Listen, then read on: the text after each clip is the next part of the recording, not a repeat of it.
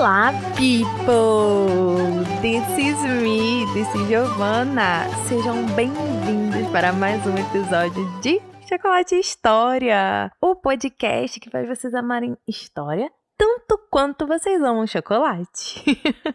Gente, estou sumida do podcast, mas é porque realmente tem muita coisa acontecendo. Para vocês terem noção, esse episódio, essa parte 1 do episódio, eu já pesquisei ela há mais ou menos um mês, mas eu não conseguia parar pra gravar. Estou conseguindo parar hoje. Então, tô bem feliz por estar finalmente vindo aqui fazer um novo episódio de Chocolate História pra vocês. Não vai ter muitos avisos, porque eu realmente tô bem devagar nessa questão do podcast, não tô fazendo tanto. Mas sempre que eu conseguir, eu venho aqui e faço. Então, eu espero que vocês continuem aí. E sempre que vocês me dão um feedback, é muito importante. Porque isso me dá mais alegria para continuar. Com isso, eu queria agradecer algumas pessoas que sempre mandam mensagem lá no Instagram, falando que estão escutando, que conheceram o podcast. E apesar de eu não estar fazendo tanto, eu fico muito grata e realmente me ajuda muito a vir aqui e fazer e conseguir tempo. Então, eu queria agradecer a Ana Lúcia, a Tamiris Souza, a Natane Fernandes, a Isadora Correia, a Bruna Xavier, a Vitória Correia, a Vitória Rocchini. São pessoas que estão sempre mandando mensagem, né, interagindo, e isso é muito importante para mim. Então, muito obrigada a todas vocês que fazem isso, porque aquece o meu coração e realmente me ajuda muito, assim, muito a vir aqui. Então, muito disso, gente. O episódio de hoje é sobre Inglaterra, monarquia e medieval, né? Eu quis voltar um pouco para esse tema, que foi até o que eu comecei, o Chocolate História, né? Porque é um tema que eu gosto e é um tema que eu consigo fazer fluir mais. Então, eu estou voltando a trabalhar Inglaterra medieval, monarquia inglesa, e aqui estou. O chocolate de hoje vai ser em homenagem ao meu namorado, Luiz Felipe, e vai ser o Sensação. Por quê? Eu acho que combina, tá, com o episódio, não é só em homenagem ao meu namorado, mas eu corri tanto atrás desse chocolate semana passada, porque eu não tava achando em lugar nenhum. Eu consegui achar. Ele tá meio que em falta, parece que não tá sendo mais produzido direito, eu não sei. Que me marcou tanto que eu falei, eu vou conseguir, né? Tava aqui na expectativa de conseguir gravar pra vocês. E aí eu falei, então vou colocar o Sensação como chocolate desse episódio. Então, sem muito mais delongas, vamos começar o episódio de hoje. Hoje nós vamos falar sobre a Imperatriz Matilda, ou Imperatriz Matilde, ou Imperatriz Maud. Quem é essa pessoa? Ela é nada mais nada menos que uma plantageneta, tá? Ela não é exatamente nascida como plantageneta, porém ela se torna plantageneta através do seu casamento. E é isso que importa pra gente agora. Ela de nascença é da casa normanda, tá bom? Da Normandia. Vamos começar a falar da Matilda. E já falei com vocês antes, né, e tô reafirmando, esse episódio vai ter pelo menos 2 partes. Porque assim fica mais fácil de eu conseguir trazer pra vocês. Eu não sei se eu vou conseguir trazer, né, uma depois da outra. Mas saibam que pelo menos 2 partes de Matilda vocês vão ter. E com isso eu pretendo voltar a falar dos reis, rainhas, enfim, da Inglaterra no período Plantageneta, para fechar, como eu fechei nas Tudors, por exemplo, e para depois fazer outros projetos, tá bom? Então esse é o primeiro ponto. Então a Matilda, ela vai nascer no dia 7 de fevereiro de 1102 em Berkshire ou em Oxfordshire, que é na Inglaterra, mas não tem exatamente certeza e precisão de onde ela nasceu. E ela vai morrer no dia 10 de setembro de 1167. Então ela vai morrer aí em torno aí de uns 65 anos, né, por aí. Então vamos lá. A Matilda era filha de Henrique I da Inglaterra, que era rei da Inglaterra e também duque da Normandia, que ficava na França, o ducado da Normandia. E ela era filha de Matilda da Escócia, tanto que o seu nome é em homenagem à mãe. A Matilda, ela era neta do William o Conquistador, né? Que foi o cara que chegou na Inglaterra e conquistou, e aí pegou pra si, e aí começou a dinastia normanda. O pai dela, né, o Henrique I, ele era o filho mais novo do William o Conquistador. Só um adeno. O William, ele vai invadir a Inglaterra em 1066 e vai criar uma nobreza anglo-normanda. Que é isso? Que é a mistura da nobreza que já existia ali, a anglo, com a nobreza normanda que veio, né, do ducado dele, porque ele era duque da Normandia. Essa nobreza ela vai se dividir muito entre os dois lados do Canal da Mancha, que é a Inglaterra, e o ducado da Normandia, que ficava ali, já de frente para o Canal da Mancha, mesmo sendo parte da França. Mas essa nobreza vai ter ligação com a nobreza francesa. De uma forma ou de outra, o que eu quero trazer aqui é que está tudo atrelado por sangue, por casamento, por conquistas, né? Porque a Inglaterra ela entrou nessa sopa de ervilha que é a França nesse período, né? Esses ducados da França, através de conquista do William o Conquistador. Por isso que até o nome dele é William o Conquistador, porque ele conquistou a Inglaterra. Aí voltando a falar dos pais da Matilda. O casamento do pai dela, né, do Henrique I, com a mãe dela, né, a Matilda, que era filha do rei Malcolm III da Escócia, trouxe mais legitimidade pro reinado do Henrique I, né, que estava ali na Inglaterra reinando. Então ele fazendo essa aliança com a Escócia, eles conseguiram tornar mais legítimo e mais sólido o reinado do Henrique I. A Matilda, ela vai ter um irmão mais novo, que vai ser chamado de William Adelin. E ela também vai ter outros 22 irmãos ilegítimos. Ou seja, o pai dela teve 22 filhos fora do casamento. Mas irmão legítimo dela mesmo era só o William Adelin. A infância da Matilda foi provavelmente passada com a mãe dela, onde ela teve todos os ensinamentos que uma dama nobre, filha de um duque e de um rei, porque ele era duque e rei, duque da Normandia e rei da Inglaterra, deveria ter. Então, ela foi ensinada a religião, a ler, a moral, enfim, a abordar todas essas coisas que uma dama tem que ter. Com relação à aparência da Matilda, a gente não tem uma descrição detalhada de como ela era, mas escritos contemporâneos, ou seja, escritos que não são do período da Matilda, dizem que ela era bonita e muito bem afeiçoada.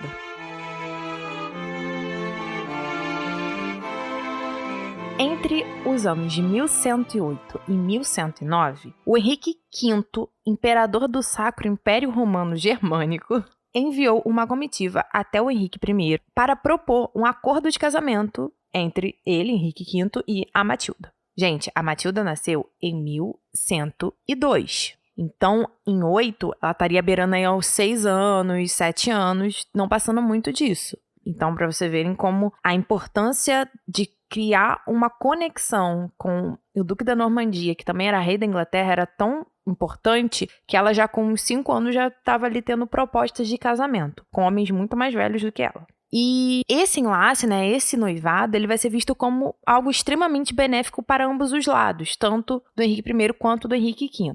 Com relação ao Henrique I, ele vai ver isso como algo positivo, porque ele vai conseguir reafirmar seu status de rei através de uma aliança com uma das dinastias mais importantes da Europa, que era, né, o Sacro Império Romano Germânico. Esse é um ponto. Por que eu tô sempre falando de legitimação aqui? Porque o Henrique I, ele era o terceiro rei de uma dinastia que foi o quê, né? Ela invadiu, conquistou. Então, era uma dinastia nova, de reis novos, de reis estrangeiros, que estava tentando se estabelecer ali, mas também que eram duques de outro reino, ou seja, eu tenho um rei que é vassalo, que é menor que outro rei em outro lugar. Então, isso é um problema para ele. Então, ele precisa de todas as formas se legitimar.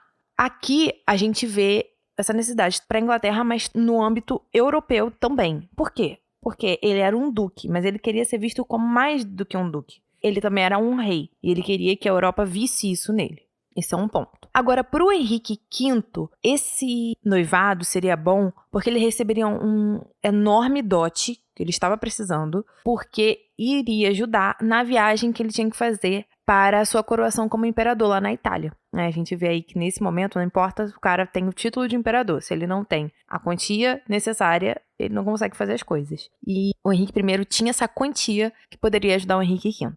Então, o noivado foi feito e a Matilda passou a ter o status de imperatriz. Ela era noiva do imperador. Como eu disse, ela tinha entre 7 anos, 8 até e tal. E foi nessa idade dela que ela participou do seu primeiro conselho real como imperatriz. No início do ano de 1110, a Matilda ela vai ser mandada para a Alemanha e ali ela vai conhecer o marido dela, né, o futuro marido, em Lueg. Gente, provavelmente falei errado, mas é algum lugar lá na Alemanha. E o noivado vai ser oficialmente feito, né, concretizado, em 10 de abril de 1110. E assim, ela tinha, como eu falei, 8, 9 anos, ela não passava nem dos 10 anos de idade. E o Henrique V tinha 24 anos. E assim, após tudo isso que aconteceu, ela vai ser colocada sob responsabilidade do arcebispo de Trier, o Bruno, que foi responsável para educá-la de acordo com os costumes germânicos, com a cultura, com a política e todo o status que ela conseguiria através do casamento. Então a Matilda teve 2 formas de criação, uma com a mãe até uns 9 anos e depois uma voltada para o posto que ela iria ocupar, que seria de imperatriz. Em 1114, a Matilda tinha 12 anos e o casamento foi então feito. E logo após da oficialização do casamento, se instalou uma enorme crise no Império, fazendo com que a Matilda acompanhasse o marido nas questões diplomáticas e bélicas. E aí a gente tem que ver que essa crise que vai se instalar nesse Sacro Império Romano Germânico, ela vai acontecer tanto internamente, nos domínios territoriais do Império, quanto externamente, né, com outras nações, outros reinos e etc. Além, né, da igreja, porque o imperador vai entrar em conflito com a igreja. Eu não vou me adentrar muito aqui, porque o ponto principal é trazer a Matilda, né, mas aqui eu tô trazendo a vida dela. E com isso, tô falando com vocês sobre como é que foi esse casamento da Matilda. Tanto que em 1118, o Henrique V vai voltar para a Germânia e a Matilda ela vai ficar governando a Itália nesse período. E isso já nos dá uma visão de como a Matilda já era vista. Ainda por ser nova, isso foi em 1118, ou seja, ela devia ter uns 16 anos, né? Por aí. E ela já estava governando a Itália. A mulher era prodígio. Então vamos lá. Em 1120, o irmão mais novo, que era o William Adeline, e o único legítimo da Matilda, vai morrer em um naufrágio no Canal da Mancha, o que vai gerar grandes dúvidas para a sucessão do trono inglês, porque agora não tem o herdeiro homem, só tem uma herdeira mulher e 22 ilegítimos. Então como é que esse trono vai ficar? E é um trono ainda que eu falei, muito frágil, porque essa dinastia tá recente, é uma dinastia outsider, né, que vem de fora. Então como é que vai se colocar essa situação? Isso é um problema que vai pairar bastante a partir desse momento. Então voltando a falar do casamento da Matilda. Ela e o Henrique não tiveram filhos, e em 23 de maio de 1125, o Henrique vai morrer. Provavelmente vai morrer de câncer, né? A gente não tem como afirmar. E nesse período a Matilda tinha 23 anos, então ela era muito nova, muito nova. E agora ela já não era mais esposa do imperador do Sacro Império Romano Germânico. Com isso, ela passa a não ter muitas opções do que fazer da vida. Ela poderia virar freira ou ela poderia casar novamente. Ela tinha essas 2 perspectivas. Vão ocorrer algumas ofertas de casamento, mas ela vai preferir voltar para a Normandia. E provavelmente planejando não retornar para a Germânia, porque ela vai levar todas as joias e tudo que lhe pertencia de forma pessoal, né? Claro, as joias pessoais delas, coisas pessoais delas. Ela vai levar embora com ela para Normandia.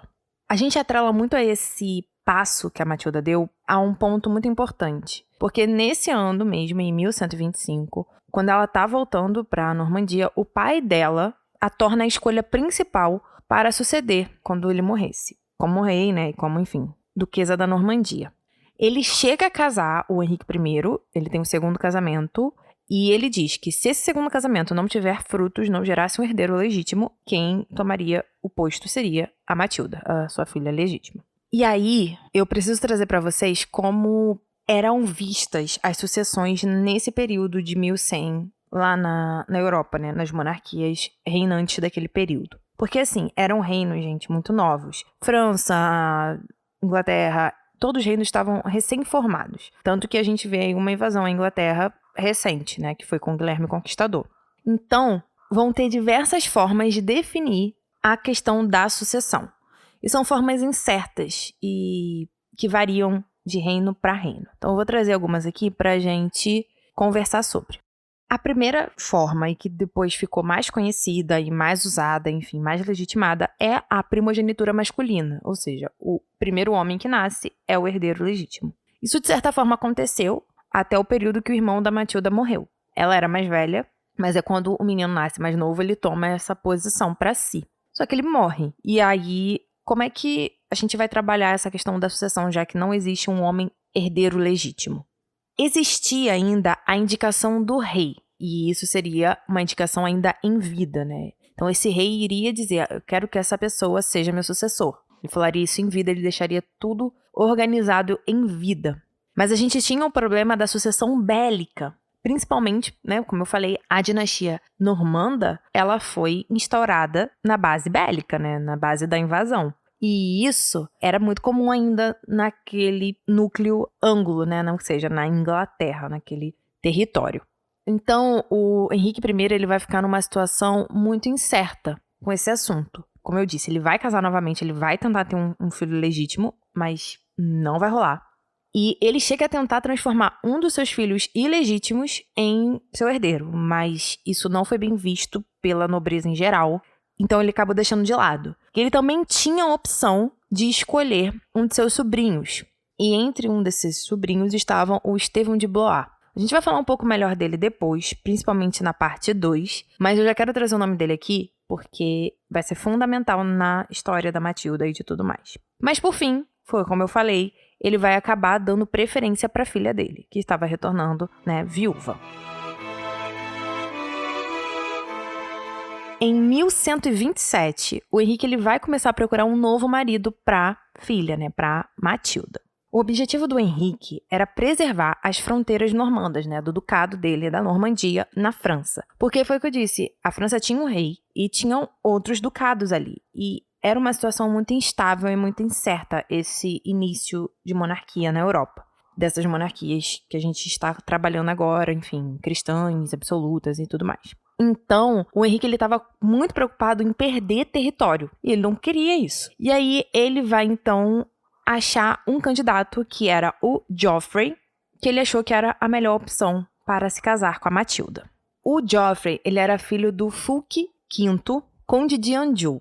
E os Anjous, eles tinham terras do lado sul e leste do Ducado da Normandia. Isso chamou muita atenção do Henrique, porque ele estava realmente lutando para manter as fronteiras dele firme das forças do rei francês, que estava ali pressionando.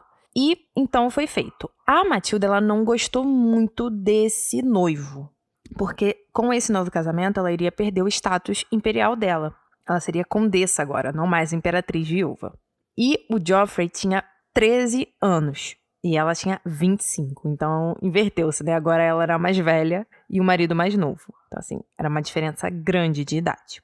Mas ela vai ser formalmente prometida ao Geoffrey em maio de 1127. E em 1128, Fulk vai para Jerusalém para tomar posse do seu reinado lá e vai deixar o condado de Anjou para o filho dele, para o Geoffrey. Então o Geoffrey passa a ser conde de Anjou. O Henrique I vai tornar o Geoffrey cavalheiro e os dois vão se casar no dia 17 de junho de 1128. O casamento dos dois não se iniciou muito bem. Os dois não eram muito favoráveis ao casamento e um ao outro, né? E muito pela diferença de idade. E também ocorreu um problema com o dote, né? O Geoffrey questionou o dote porque tinha uma questão com relação a castelos normandos que ele teria, né, por causa do dote, e não foram dados no período do dote que deveria ser dado, e houve esse questionamento, tipo, quando é que eu vou receber os castelos que vocês me prometeram? Mas esse atraso em entregar castelo é um ponto importante, que mostra que o Henrique I ele estava tentando reter todas as forças que ele conseguia para si. Por quê? Porque quando você tem castelo, você tem mão de obra, porque as pessoas estão ali, né? Os servos estão trabalhando na terra. Quando a gente fala castelo, não é só um complexo de pedra alto e pronto. Não. É tudo que embarca ele, as terras que ele tem, os títulos que você recebe por causa disso. E a partir do momento que o Henrique I retém isso o máximo que pode, mostra que ele não estava tão confiante assim em dividir o poder dele, né? Em ter alguém ali com um poder tanto quanto importante, né? E um ponto mais importante ainda é que o Henrique ele não tinha concretizado ainda se o Geoffrey poderia reivindicar ou não a Inglaterra e a Normandia. Por que eu tô trazendo esse ponto? Porque naquela época a mulher casa, tudo que é dela passa a ser do marido. Então se a Matilda tinha essa prerrogativa de reivindicação ao trono normando e ao trono inglês, o Geoffrey também teria. Então isso era um problema muito importante para eles resolverem. Porque o Henrique ele não queria perder o poder dele. entendeu? A Matilda, ela vai deixar o marido logo assim que eles se casam e ela vai voltar pra Normandia. E isso vai ser um problema, que só vai ser resolvido em 1131. Ou seja, ela ficou de 1128 a 1131 separada do marido. Ela não queria se envolver com ele. E isso só vai ser resolvido de fato, né, em 31, porque vai ter uma reunião do conselho e vai ocorrer um novo juramento dos nobres perante a Matilda como herdeira do Henrique I. A partir disso, a partir que ela tem esse juramento, ela aceita voltar pro Joffrey. Um ponto importante é, aceitou ela como herdeira, não ela e o Joffrey. Os nobres juraram a ela, não a ela e o Joffrey. Isso é muito importante, porque isso mostra já a independência e a forma diferente com que a Matilda vai lidar com as situações futuras.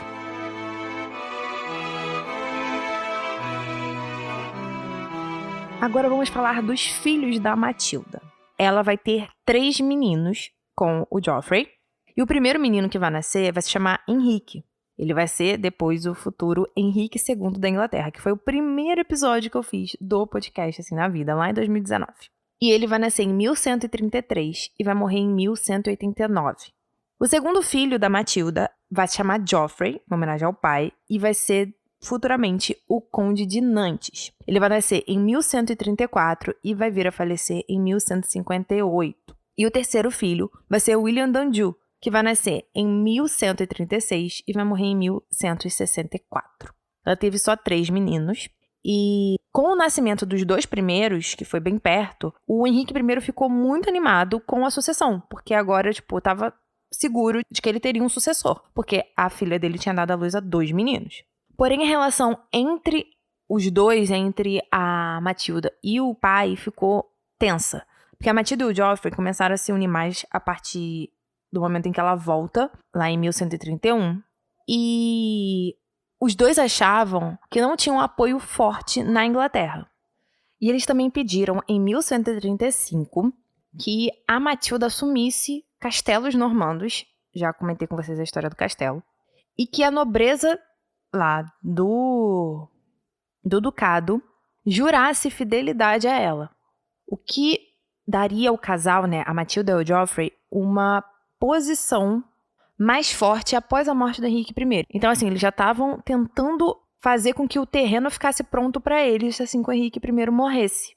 Só que o Henrique I não gostou muito disso. Ele se recusou a fazer isso que a Matilda e o Joffrey estavam pedindo, com bastante raiva, porque ele estava com medo de que o Joffrey tentasse tomar o poder na Normandia enquanto ele ainda estivesse vivo. Ele não queria perder o poder do ducado dele e do reino que ele conquistou, né, enfim, da Inglaterra.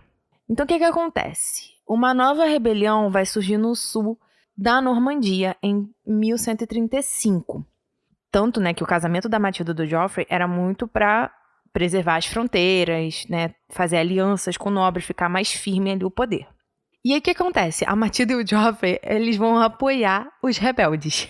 Então, assim, é até engraçado, né? Porque o casamento foi feito para justamente evitar com que insurgências desse tipo acontecessem. E, no fim, quando acontecem, a Matilda e o Joffrey vão lá e apoiam.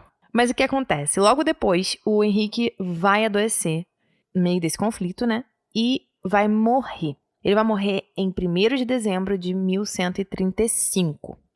A Matilda e o Joffrey estavam em Anjou. E eles vão marchar para a Normandia assim que souberem da morte do pai dela. E ao longo do caminho, né, que eles forem fazendo, eles vão ir tomando os castelos normandos. Mas eles não vão conseguir avançar tanto, porque a nobreza se opôs a esse movimento que a Matilda e o Joffrey estavam fazendo, e uma rebelião lá em Anjou estourou. Além disso tudo, a Matilda estava grávida do 3º filho, e isso deu uma atrasada no rolê. Muitos nobres vão ficar na Normandia como uma promessa que fizeram para o Henrique I, né, até que ele fosse de fato enterrado. Isso aí foi um ponto importante. Por que eu tô trazendo isso? Porque agora que a pica desenrola de vez. Como assim, Giovana? Quando o Estevão de Blois, lembra que eu já falei dele? Ele era sobrinho do Henrique I. Quando o Estevão de Blois sabe da morte do tio, era tio por parte de mãe, ele vai se dirigir para a Inglaterra. E chegando lá, ele não vai ser tão bem recebido. Mas em 8 de dezembro, lembrando, o Henrique I morreu em 1º de dezembro. Em 8 de dezembro, ele vai chegar aos arredores de Londres. E na semana seguinte, ele já vai começar a tomar o poder para si na Inglaterra. Ou seja, ele vai ali pegar o poder do trono inglês. O que vai ser apoiado por uma multidão de populares, porque eles estavam acreditando que iriam receber mais direitos e mais privilégios com a ascensão desse novo rei. Só que estavam iludidos, tá? Mas a gente conversa sobre isso depois. E a igreja inglesa apoiou a subida do Estevão ao trono. Por quê? Porque o irmão do Estevão, o Henrique de Blois, era bispo de Winchester e ajudou o irmão, né, o Estevão, a conseguir apoiadores para ele ter aí suporte para subir ao trono da Inglaterra. Então, isso tudo foi feito em 2 semanas. A Matilda estava tentando chegar lá na capital da Normandia, né, na cidade, para pegar o que era dela de direito, e o Estevão, que estava já ali perto do Canal da Mancha, partiu para Inglaterra para pegar o poder ali, tomar o poder para ele, porque ele estava tomando o poder para ele, isso aí é fato. Um ponto interessante é que o Estevão ele vai jurar fidelidade para Matilda em 1127, como herdeira e tudo mais. Porém, ele vai argumentar, né? Vão falar, mas você jurou fidelidade a ela como herdeira e tal. Aí ele vai falar que o Henrique I estava errado e que tinha se arrependido em seu leito de morte. Então ele vai convencer os nobres ingleses contando uma mentira. Apesar do Henrique I estar meio bolado com a Matilda por tudo que estava acontecendo, ele em nenhum momento desfez aquilo que ele tinha falado. E o Estevão vai falar, não, ele desfez, ele se arrependeu de ter colocado ela como herdeira. E me encarregou disso. Lembrando que muitos nobres tinham ficado na Normandia, então ninguém podia desfazer o que ele estava falando, porque quem estava lá mesmo, perto, não estava na Inglaterra, entendeu? Tinha ficado na Normandia, pro enterro do Henrique I. Então, assim, ele não teve quem, questionasse ele. E os nobres ingleses, então a gente mantém o que tem aqui. A igreja apoiando, a multidão achando que ia ser bom, o cara tinha todo um cenário positivo para subir ao trono da Inglaterra. E foi isso que ele fez. A coroação do Estevão foi feita 1 semana depois, na abadia de Westminster, em 26 de dezembro de 1135. Ou seja, 26 dias depois da morte do tio dele. Então, assim, eu vou terminar a primeira parte do episódio aqui, porque agora vai entrar um novo capítulo na vida da Matilda e, né, na realidade dela. Então, assim, é muito mais complexo, tem muita guerra, tem muita coisa. Então, eu quis dar esse background pra vocês, né, esse início da vida dela até a morte do pai. E aí, pós isso, a gente vai fazer numa outra parte. Gente, eu realmente espero que vocês tenham gostado. Desculpa se teve muito barulho de cachorro latindo, mas o cachorro da minha vizinha enlouqueceu hoje e começou a latir. Então, desculpem. Espero que vocês tenham gostado, de verdade. Eu faço isso com muito carinho e dá muito trabalho. Por isso que eu, às vezes, não tô trazendo tanto conteúdo pra vocês. Porque demora muito tempo, né? Porque eu tenho que pesquisar, gravar, editar, postar, fazer as postagens, enfim. Então, assim, agradeço a compreensão de cada um de vocês. E saibam que eu não quero parar de fazer isso aqui. Eu realmente gosto muito, eu amo fazer isso aqui. Só que eu tô precisando de mais tempo pra produzir os episódios. Mas, enfim, é isso, tá? Eu vejo vocês no próximo episódio, tá bom? Um grande beijo, fiquem com Deus e tchau!